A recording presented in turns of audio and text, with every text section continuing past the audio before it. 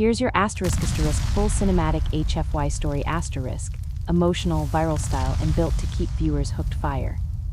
The alien queen was feared by all, until one human saw the truth inside her. *hook. Everyone feared her. Not because they understood her, but because they didn't. Across entire star systems, her name was whispered like a curse, spoken only in fear, never in hope. Planets went silent when she appeared, fleets vanished without a trace.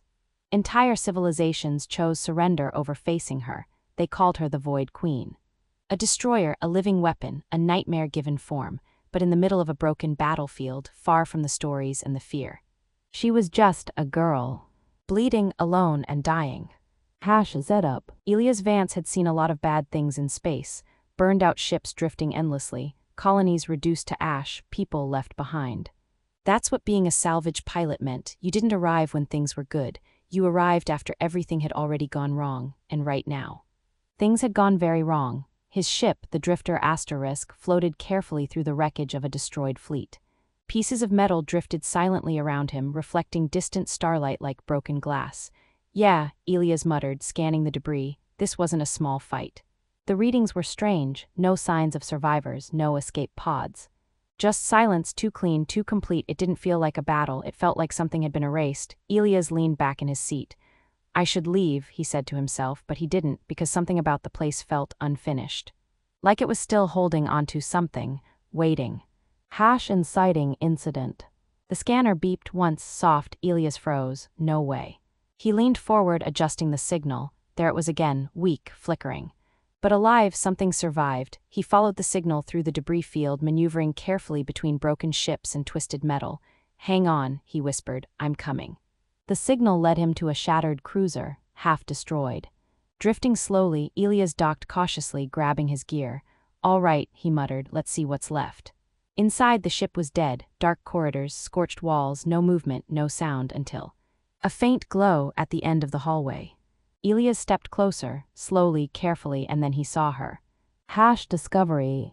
She was lying on the floor, surrounded by destruction. At first glance, she didn't look like the stories. No towering armor.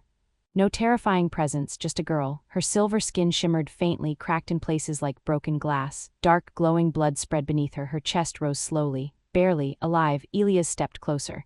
Hey, he said softly. Can you hear me? Her eyes opened, violet glowing, and filled with something he didn't expect. Fear. Don't, she whispered. Don't let them take me. Elias frowned. Who? But she didn't answer. Her body went limp, unconscious. Elias looked around, the destroyed ship, the silence, the impossible survival, and something clicked in his mind. He had heard the stories, the whispers, the warnings, the Void Queen. He looked back at her. This wasn't a monster. This was someone who had been hunted. Yeah, he said quietly, you're not staying here. He lifted her carefully and carried her back to his ship. *rising bond. She woke up hours later. Elias was sitting nearby when he heard her voice. Human. He looked up. Hey, you're awake. She sat up slowly, wincing in pain. Her glowing eyes scanned the room, alert, guarded. You should not have brought me here, she said. Elias shrugged. Probably, but you were dying. She stared at him long, carefully. Why? She asked. Why what? Why would you help me? Elias leaned back, thought for a moment, then answered honestly, because you needed help. She frowned. That is not logical. What? He smiled slightly. Yeah, humans aren't great with logic. Silence, then. My name is Lyra, she said quietly. Elias nodded. Elias. Another pause, something softened in her expression. Not much, but enough. Days passed. And something changed. Lyra began to heal, slowly at first, then faster, too fast. Her wounds closed, her strength returned, and the glow beneath her skin grew stronger, more stable, more controlled. They talked, small things, simple things. Elias told her about Earth, about oceans, rain, noise, life. Lyra listened like it was something distant, something she could barely imagine. My world, she said one night, was not like that. What was it like? She hesitated. Peaceful. What? Elias noticed the past tense. What happened? Her eyes dimmed slightly. They feared us. Who? Everyone. *twist. The alarm screamed. Elias jumped to his feet. What now? What? He rushed to the controls and his blood ran cold. Ships, dozens of them, surrounding them, weapons armed. Lyra, he said slowly, you want to tell me why an entire fleet just showed up? She stood behind him, silent, still. They found me. Elias turned. Who are they? Her voice dropped. The ones who fear me. A pause, then. The ones who call me queen. Elias blinked. Of course they do. Her eyes burned brighter now. I am not just one of my kind. What? He waited. I am their core.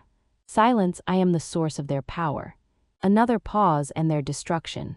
Elias exhaled slowly. Right, so you're not just important. She met his gaze. I am the reason entire systems have fallen.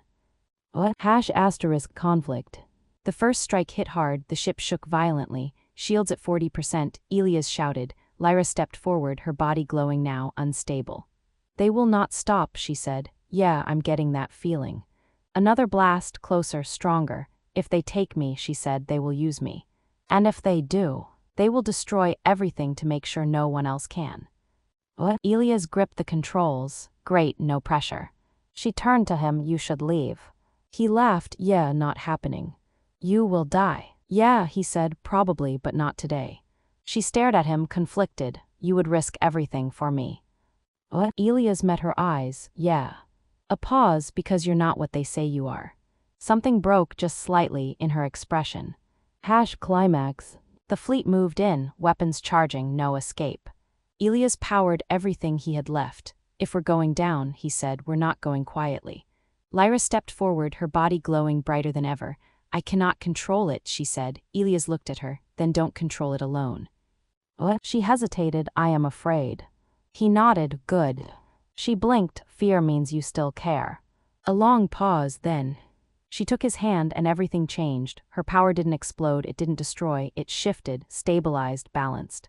The light that erupted from her wasn't chaotic, it was controlled, focused, alive. I will not be their weapon, she said. The fleet fired, but the energy around her bent the attacks, absorbed. I saw someone who needed help. She smiled, not like before, not distant, not cold, real. Because of you, she whispered, I chose who I am. Elias smiled. Yeah, that's kind of our thing. Light began to surround her, gentle. Peaceful. Goodbye, Elias. Goodbye, Lyra. And then she was gone. Elias stood there for a long time, watching the stars, thinking about everything that had happened, because sometimes the most feared being in the universe isn't a monster at all. Just someone waiting for one human to see the truth inside.